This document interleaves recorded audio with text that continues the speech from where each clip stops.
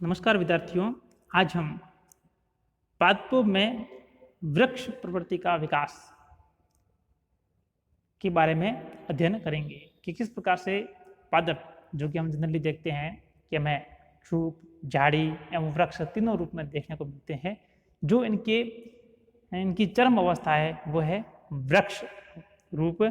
यहाँ तक किस प्रकार से इन पादपों का विकास हुआ, इसके बारे में हम आज है जो विस्तार से अध्ययन करेंगे।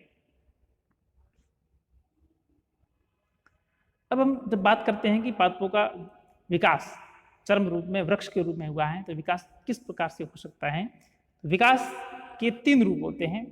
पहला है डाइवर्जेंट इवोल्यूशन, यानी इसके अंतर्गत जो आप देखेंगे कि दो भिन्न लाइन्स है विकास की, जिसके अंतर्गत आप देख रहे हो दोनों लाइनों के जो पूर्वज है वो आकारिकीय समानता दिखाते हैं एक दूसरे से, आपस में दूरस्थ संबंधित ग्रुप है, और उनके जो उत्तराधिकारी डिसेंडेंट्स है वो है जो आकारिकीय लक्षणों में असमान। तो इस प्रकार का जो कोई विकास होता है उसको हम बात करते हैं डाइवर्जेंट इवोल्यूशन कहते हैं।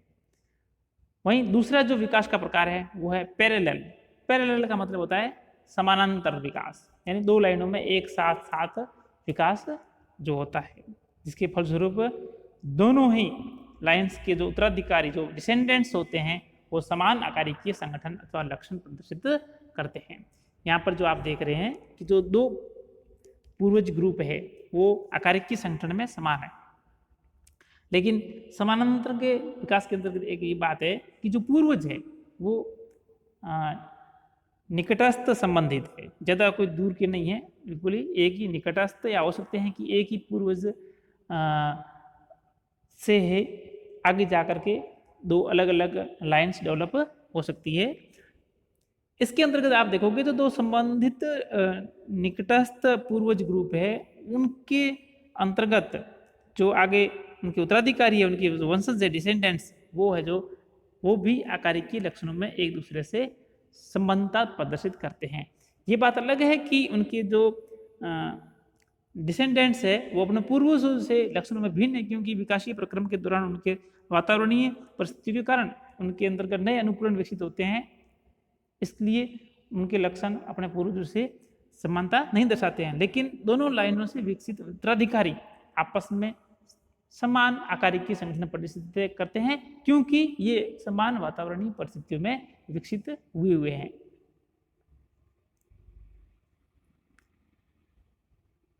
अब तीसरा जो विकास का प्रकार है वह कन्वर्जेंट इवोल्यूशन, जिसे हम ऐसे कह सकते हैं अभिसारित विकास।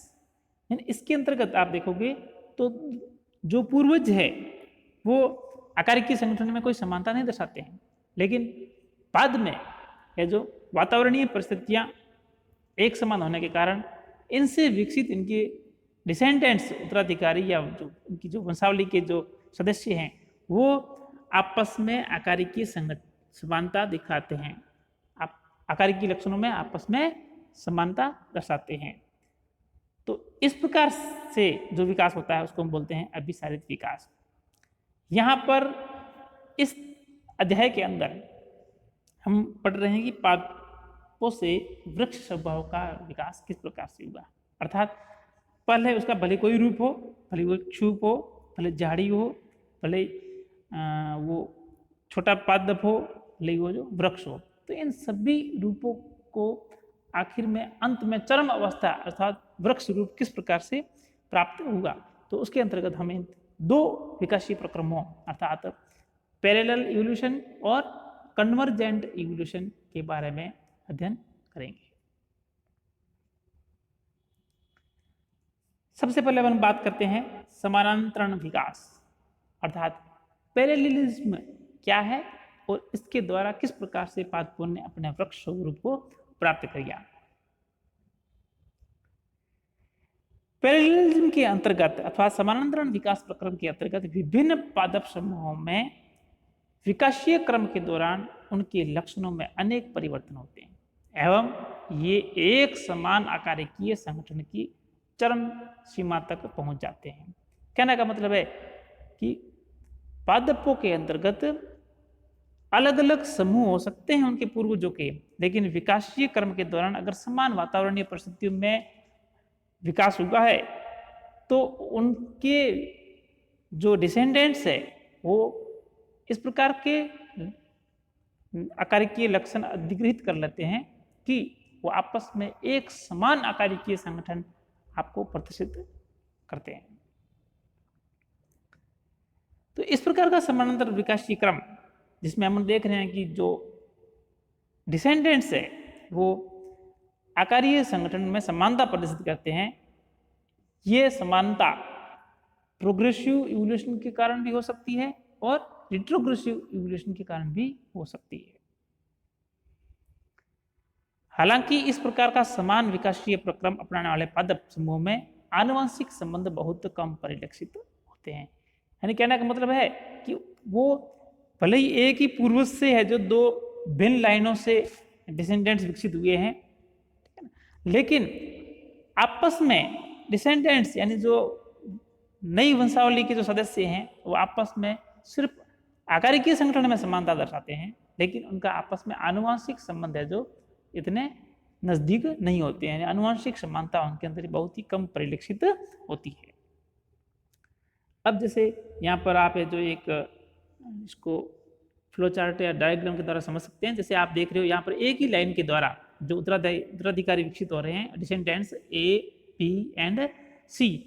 तो यहाँ पर जो आप तीन वंशावलियाँ देख रहे हो इसके अंतर्गत ये एक ही पूर्वज एक ही ग्रुप से विकसित हुई है, लेकिन इनके अंतर्गत आप देखोगे तो डिसेंडेंट्स ए और बी आपस में आकारिकीय संगठनों में समानता दर्शाते हैं। तो इसका मतलब ये नहीं है कि इनके अंतर्गत है जो आनुवंशिक समानता भी है, नहीं, सिर्फ ये इनके अंतर्गत आकारिकीय संगठन में समानता है। मोर्फोलॉजिकल कैरेक्टर्स में जो एफिनिटीज है, वहीं इनमें जेनेटिकली इनके अंदर जो नजदीकियां हैं संबंधों के अंदर वो बहुत ही कम देखने को मिलती है। तो इस प्रकार का जो अपन विकासीय प्रक्रम देखते हैं वो है जो पैरेललिज्म अर्थात समांतरण विकास क्रम के दौरान हासिल होता है। अब हम उदाहरण की बात करते हैं कि पादपों द्वारा वृक्ष रूप किस प्रकार से अधिग्रहित किया गया। तो इसके अंतर्गत हम आप अब जो उदाहरणों के द्वारा इसको समझते हैं। जैसे युग्मकोद्भिद एवं नव बीजाणुद्भिद जो बीजाणुधानी भित्ति में ही उत्पन्न होते हैं कि अवधारण की प्रक्रिया आपको वर्तमान में आधुनिक बीजधारी पौधे यानी एंजियोस्पर्म और जिम्नोस्पर्म, बीजियोफार्न्स एंड क्लब मोस इत्यादि में देखने को मिलती है। तो ये है जो एक समानांतरण विकास का उदाहरण है। वहीं विभिन्न पादप वर्गों में आकारिकी न्यूनता का पाया जाना भी समानांतरण विकास का ही परिणाम है। आकारिकी न्यूनता से मतलब है अलग अलग पादप ग्रुप है, लेकिन उनके अंतर्गत उनकी साइज के अंदर कमी आ गई। क्यों कमी आई? इसका मतलब यह है कहीं न कहीं पादपों ने वातावरण बदलती हुई वातावरणीय परिस्थितियों के साथ में कोई न कोई नया है जो अनुकूलन एक्वायर्ड कर लिया है। अपन बात करते हैं एक उदाहरण के तौर पर, अगर इस बात को समझते हैं कि आकारिकी न्यूनता को समानांतरण विकास के अंतर्गत, तो हम देखते हैं कि सोपोसी से परजीवी या मर्तोपजीवी स्वभाव में पादपों में जो हमें संक्रमण देखने को मिलता है वो है जो समांतरण विकास का उदाहरण है। एग्जाम्पल की आप बात करोगे इसके अंतर्गत तो हम देखते हैं कि अमरबेल, बीच ड्रॉप्स, मिसलटो एवं पाइन ड्रॉप्स ये इत्यादि सारे जो क्या है परपोसी आवर्तबीजी पौधे हैं। ये पादप एक दूसरे से नहीं के बराबर आनुवंशिकीय समानता प्रदर्शित करते हैं, लेकिन विकासीय क्रम के दौरान अपने स्वपोषी पूर्वज पौधों से ये समान रूपांतरण या परिवर्तन के द्वारा वर्तमान में इन्होंने स्वपोषी से परपोषी पोषण का प्रकार है जो एक्वायर कर लिया। अब इसको हम कैसे समझ सकते हैं? जैसे आप देखो कि वर्तमान में जो पौधे हैं इनके अंतर्गत पूर्वजों की तुलना में जड़ों का कम होना अर्थात जड़ें है जो कम पाई जाती है, एवं इनके जो भूमिगत भाग थे वो है जो अंतःभूस्थारी अर्थात शक्कर्स में रूपांतरित हो गए। वहीं इनके अंतर्गत कुछ विशिष्ट प्रकार के उत्तकों का विकास होता है जो कि होस्ट प्लांट के अंदर है जो फंस करके उनसे पोषण प्राप्त करते हैं। अब हम जानते हैं कि इन पौधों ने क्या किया, स्वपोषी से परपोषी प्रकार के पोषण प्रकार को एक्वायर किया है विकास के दौरान, इसलिए इनके अंतर्गत पत्तियों का आकार है वो भी है जो कम हो गया। और साथ ही साथ जब पत्तियों का आकार भी कम हो गया, स्वपोषी से परपोषी हो गए, तो इन्हें है जो क्लोरोफिल की भी कम आवश्यकता हुई। इसलिए इन वंशजों में क्लोरोफिल का या तो सर्वदा अभाव होता है या बहुत ही कम मात्रा में पाया जाता है। तो इस प्रकार से हम देखते हैं कि ये जो पादप थे आपके अमरबेल, बीच ड्रॉप्स, मिसलटो एवं पाइन ड्रॉप्स, इन सभी का जो वर्तमान प्रपोषी स्वरूप में देखने को मिल रहा है, ये है जो समानांतरण विकास का ही उदाहरण है। अब नेक्स्ट जो इसके अंतर्गत हम उदाहरण देखते हैं कि विभिन्न प्रकार के दूरस्थ संबंधित पौधों के सहवन उत्कों में जाइलम वाहकों की उत्पत्ति, यानी पादपों के ग्रुप है वो आपस में दूरस्थ संबंधित हैं, दूर नजदीकी संबंधित नहीं थे, दूरस्थ संबंधित थे, दूर से अफिनिटी है। उसके अंतर्गत इन पौधों के सहवन उत्कों में जाइलम वाहिकाओं की उत्पत्ति है, दूर के संबंधित ग्रुप के अंदर उनके जो वास्कुलर सिस्टम है उनके अंदर जाइलम वाहिकाओं का पाया जाना। जनरली हम जानते हैं कि जाइलम के अंदर वाहिकाओं का पाया जाना ये आयुर्वेदी पौधों का लक्षण है, लेकिन हम देखते हैं कि जो वर्ग पादपों जिम्नोस्पर्म के अंतर्गत उनका जो वर्ग है निटोप्सिडा, उसके अंतर्गत आप देखेंगे वेल्विचिया, नीटम और एफिड्रा की वुड के अंदर हमें जाइलम के अंतर्गत वाहिकाएं देखने को मिल सकती है, जो हमें ये दिखाता है कि ये पौधे जो दूरस्थ संबंधित है एंजियोस्पर्म और जिम्नोस्पर्म का वर्ग, लेकिन कहीं न कहीं ये समान वातावरणीय परिस्थितियों में रहे हैं, जिसके फलस्वरूप इनके अंतर्गत हमें समान ये आकारिकीय संरचनाएं देखने को मिलती है।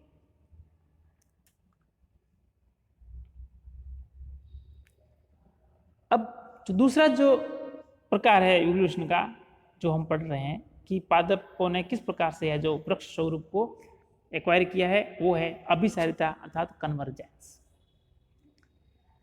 अभिसारिता एक विकासीय परिघटना है जिसके अंतर्गत एक समान संरचनात्मक लक्षण विभिन्न पादप समूहों द्वारा स्वतंत्र रूप से अधिकृत किए जाते हैं।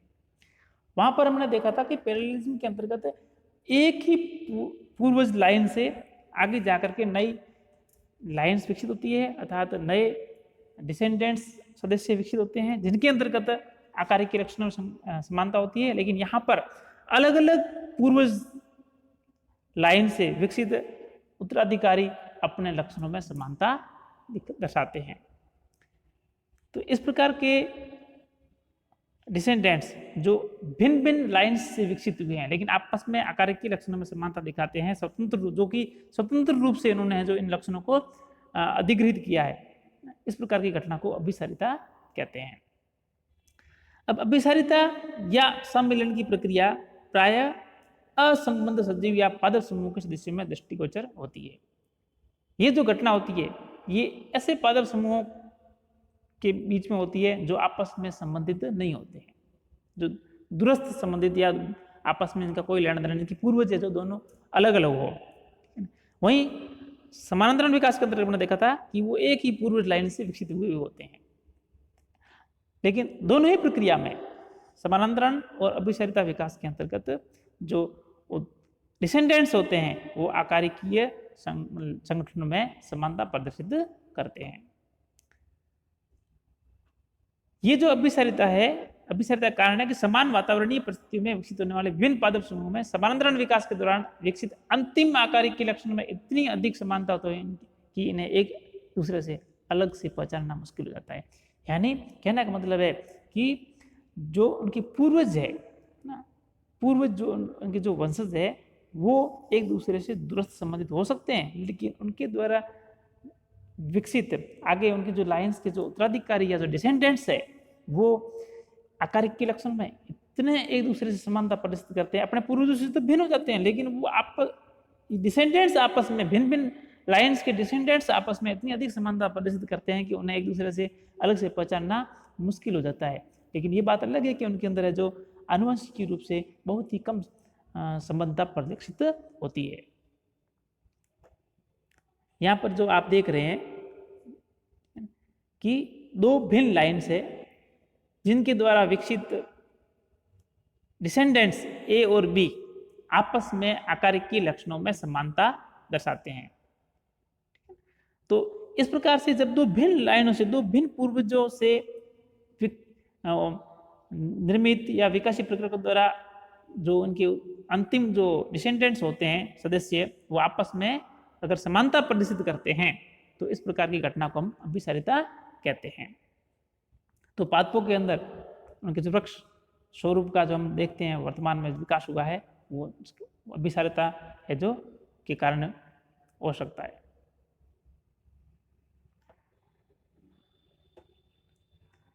अब हम इस अभिसारिता की जब बात करते हैं तो पादप जगत के विभिन्न पादप कुलों जैसे कैक्टेसी, यूफोर्बिएसी, लिलिएसी, एस्क्लेपिएडिएसी एवं एमेरिलिडेसी के सदस्य अभिसारिता या सम्मिलन की प्रवृत्ति को सबसे अधिक निरूपित करते हैं। यानी कहने का मतलब है ये जो फैमिलीज आप देख रहे हो, पांचों फैमिलीज, इन पांचों कुलों के सदस्यों में आपस में आकारिकीय लक्षणों के अंतर्गत इतनी अधिक समानता प्रदर्शित होती है कि आप है जो इनके सदस्यों को आपस में एक दूसरे से अलग से पहचान भी नहीं सकते हो।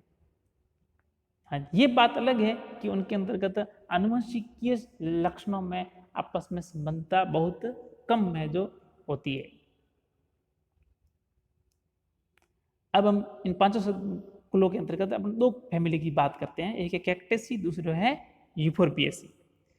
तो नॉर्थ अमेरिकन जो कैक्टस है वो साउथ अफ्रीकन यूफोर्बिया से आकारिकीय संगठनों में इतनी अधिक समानता प्रदर्शित करता है कि आप उनको देखने पर एक दूसरे से